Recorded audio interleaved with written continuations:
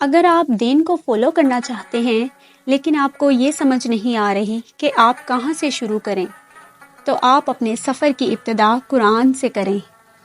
انسان کی فطرت یہ ہے کہ انسان لفظوں سے محبت کرتا ہے، اور جب اسے لفظوں سے محبت ہو جاتی ہے تو اسے ان لفظوں کو بنانے والے سے بھی محبت ہو جاتی ہے۔ تو پھر اللہ سے محبت کا یہ سلسلہ آپ قرآن سے شروع کیجئے۔ روز قرآن کی ایک آیت پڑھیے، صرف ایک آیت ترجمے کے ساتھ۔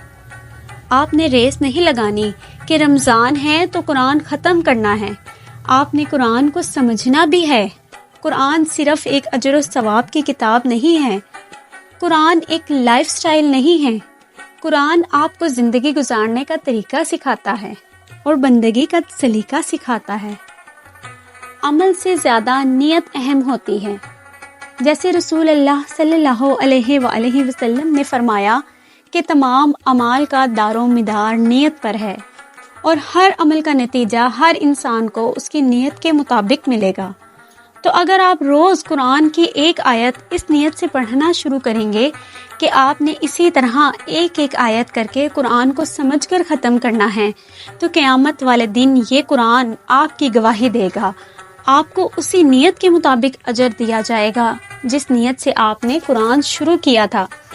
پھر آپ نے 114 سورتوں میں سے ایک سورت بھی یا اس ایک سورت کی پہلی چند آیات بھی موت واقع ہونے سے پہلے اس نیت سے پڑھی ہوگی نا کہ قرآن پورا ختم کرنا ہے، تو آپ کو انشاءاللہ پورے قرآن کا ہی اجر دیا جائے گا۔